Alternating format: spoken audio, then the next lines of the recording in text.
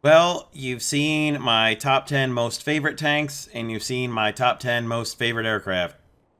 I thought I would bring you the other side of the coin, starting with the Su-51, or as it's lovingly referred to by one of my YouTube subscribers, the suicide spelled out with I and 5 and so on. You get the idea.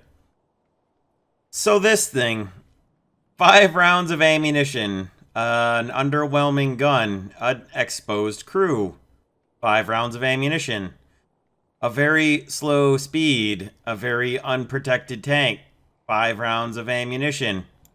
Yeah, I think you know where I'm going with this one.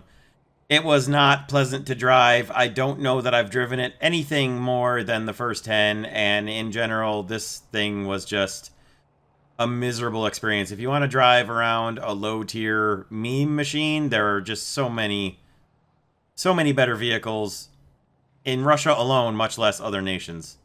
Ah, God, this thing.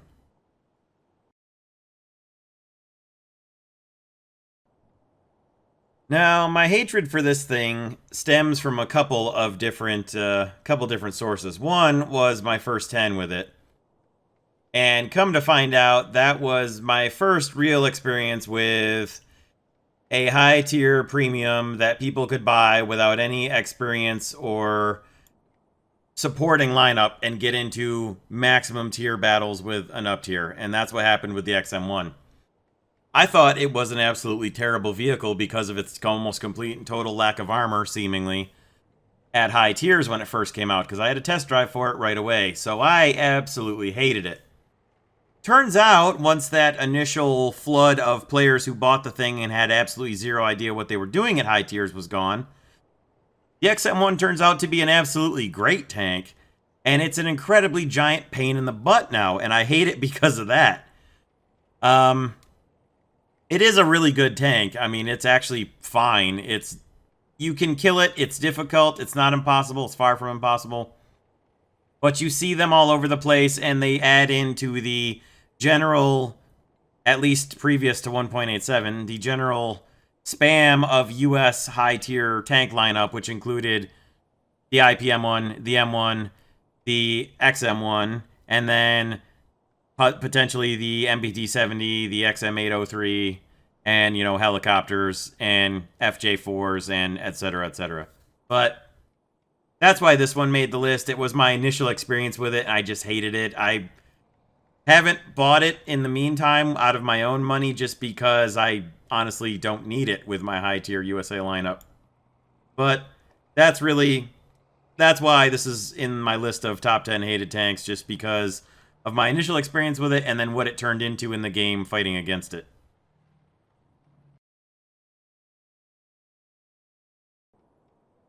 Oh God, this thing. Oh, mamma mia, the flashbacks. Oh God. A terribly armored Sherman chassis. A terribly heavyweight gun that gun whips unbelievably badly anytime you stop or start driving again. And terrible matchmaking, seemingly, for this thing. Just, oh God, what a horrible, horrible experience it was driving this. And I look forward to spading it out so I can never, ever, ever drive it again. But until then, I'm taking my time getting around to finishing out the modifications for the M4 Tipo IC because, blah.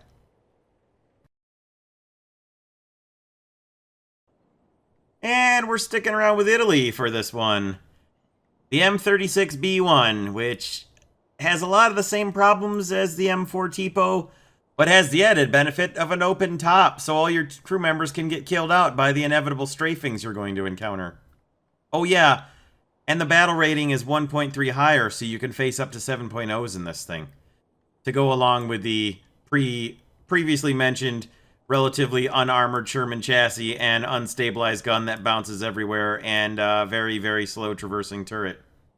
Utterly abysmal experience driving this thing. The gun is fine. Getting the gun on target is very difficult, and everything else about this tank destroyer, whatever you want to call it, was just abysmal.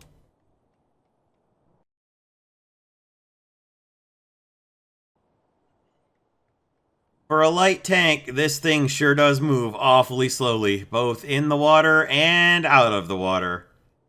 The PTSD-76 makes this list with zero trouble at all.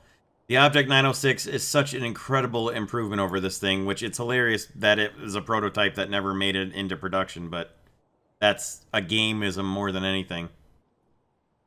Anyway, this also falls into one of the honorable mention categories, so I will cover that when I get to the honorable mentions, but there's more about the PTSD-76 that I don't like besides just its speed and its underwhelming mobility in the water and on the land. The firepower has a specific problem with it. Oh, and you can get killed by 50 cal machine guns strafing you, and it will happen constantly, all the time.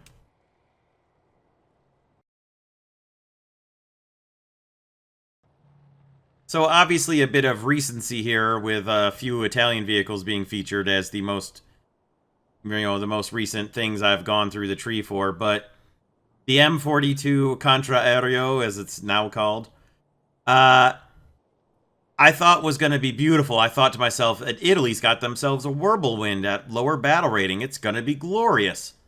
And when I saw it got the same HVAP type ammo as the whirlwind, I thought even so much the better. And then I unlocked it and I started driving it and discovered that it's got an extremely low ammo count in the guns before it has to reload. They don't reload terribly quickly, which honestly seems realistic given the cramped confines of this turret. And, oh yeah, it's open top, so when you shoot at someone, if you don't hit them with your first 48 rounds before you have to reload, they're going to see your tracers home in on your giant bright yellow paint and come in and strafe you out and kill all your crew out. And before your crew gets to switch out again and then restart the reload, they'll strafe you a couple more times and kill all your crew out of there, and you're toast. This thing I was only too happy to replace with the R3 T20 and just put this right back into the garage. I may spade this thing out someday, or I may not.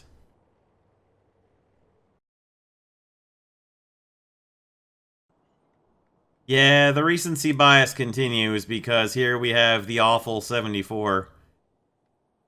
I guess part of the reason why I hate this so much is that it felt like it should have been so much better than it ended up being. I mean, a 90mm gun that gets Heat FS stock, I thought, okay, on a light tank, I should be able to scoot around, scout a bunch of people, do some actual meaningful damage with 90mm Heat FS, sneak around, get behind people, hit them in the engines, hit them in the sides of the turrets, sides of the ammo, or sides of the main body, do some actual meaningful damage to people.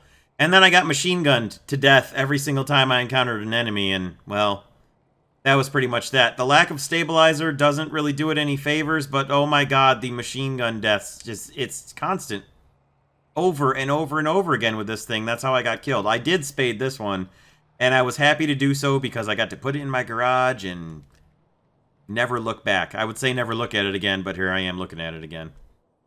I know there are people out there who like the AUBL 74, and it's got all those positive attributes that I thought were going to make it great, but the getting strafed out by 50 cals constantly just destroyed any joy in this thing for me.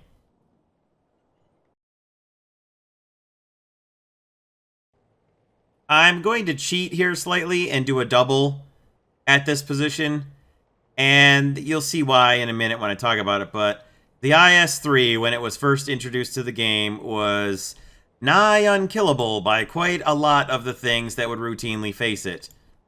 So you've got the pike nose, which was extremely difficult to kill with anything short of a Heat FS shot from a sideward angle if you encountered it straight away. Even if you'd hit it down here in the lower plate with 105 Heat FS when it first came out, you were extremely likely to not do any kind of serious damage to it.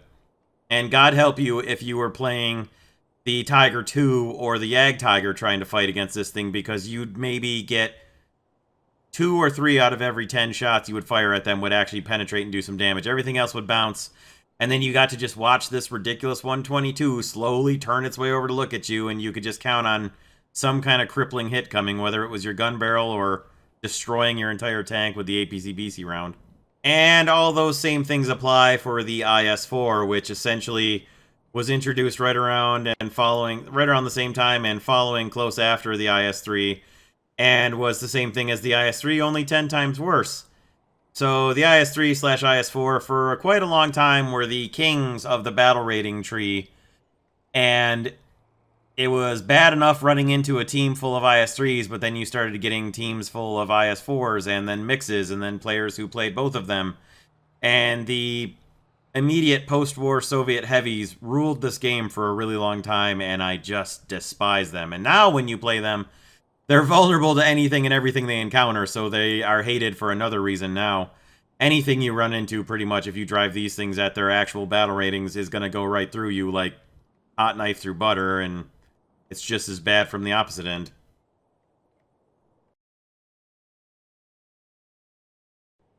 This might not come as much surprise to anyone who has seen my high-tier ground forces chemotherapy videos. Particularly the first one, which focused rather heavily on the ZSU-57, or the BSU-57, as I called it. BS being an American slang for something.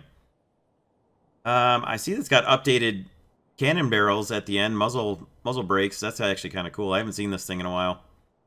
The ZSU-57-2, for a very long time, was extremely fast and able to detonate anything that it would possibly see, to the point where people were driving this self-propelled anti-aircraft vehicle as their first spawn in high-tier tank battles because they could kill with rapid fire anything that didn't immediately kill them with a single shot, like the Leopards and M60s and anything else that they were fighting against, Centurions, etc.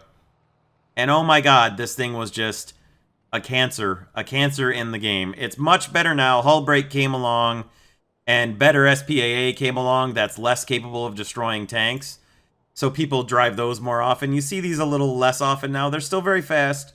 They're still very dangerous, but with radar, SPA in the game, and so on, its place as unrivaled destroyer of good gameplay has moved on, so thankfully there's that. And the other half of my first high-tier ground forces chemotherapy video, the absolute worst thing that was ever added to the game at the time. It's certainly been surpassing that by now. But you might be able to tell my feelings on this vehicle and how disgusting it was by my decals here. Both good luck and from hell, which actually fit in there so perfectly I couldn't believe it. It's like it was meant to go there. But yeah, so the IT-1, when it was first introduced, nigh unkillable. The thing would sit hull down with only about that much showing of you, and if you went into the aiming position, it was at the height of the missile. So you could be absolutely, completely down below a bank with just the missile over the top of it, and if you went into the gunner aim, you were looking out of the missiles, the front of the missile, rather than the gunner's sights or anything where you had to actually expose yourself. Also, the ammo inside was completely indestructible. You could shoot through the missile storage inside this thing all you wanted. It was not going to explode. That has changed now, thankfully. And just anytime you could count on, you couldn't disable the weapon up there, which is also now changed, thankfully. So this is nowhere near as bad as it was when it first came out. But holy cow, when this thing first got introduced into the game, it was just absolutely devastating to good gameplay. And that is why it sits at spot number 1. I refer to this as the bullshit one. Just like BS is slang for bullshit for the BSU-57.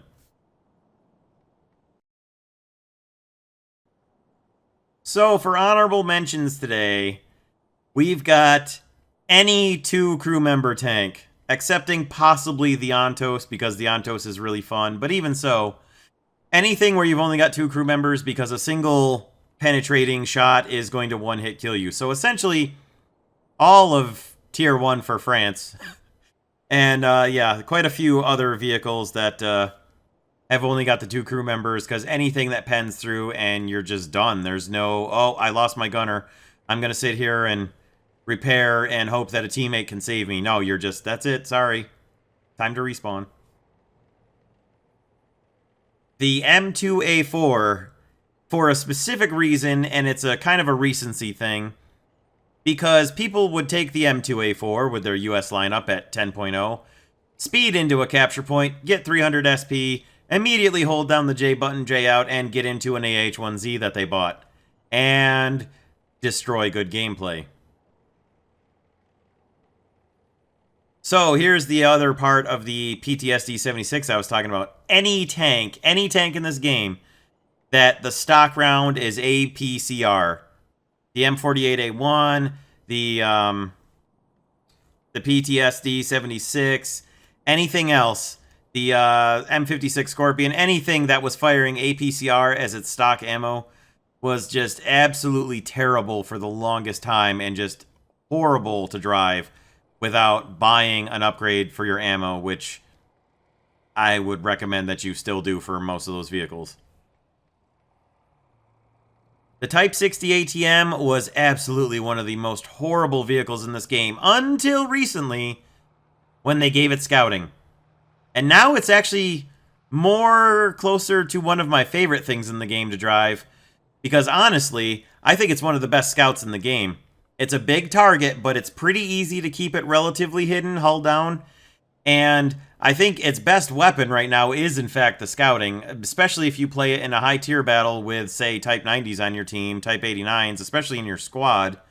If you're working together with some of those and then using the missiles more for self-defense because you only have 6 of them, rather than in an offensive role, you can really play a good part on your team on a lot of the long-range maps, especially with the Type 60 ATM, by just getting someplace where you can see a lot of the map and just hitting it with your binoculars and racking up the scouting assists. And finally, the KV-1B for Finland, which is absolutely just horribly bad. I thought about putting the IS-6 on here for the same reasons, but the KV-1B really...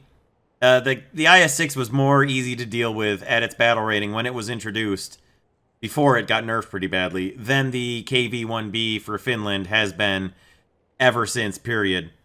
Definitely one of my absolutely hated things to run into, because a lot of the vehicles that you'll see that will encounter the KV-1B have an extremely difficult time dealing with it, and it's just awful. So, let me know what you thought. I hope you guys enjoyed this list. One more to go next Friday. I bet you can't guess what that's going to be. And we'll see you all next time. Thank you all very much for watching. Let me know what your personal most hated vehicles would be in the game. I obviously couldn't cover everything within a list of 10, even with some cheater bonus honorable mentions going on. But let me know what you thought. We'll see you in the next video. Thank you very much for watching. Have a great rest of your day, everyone.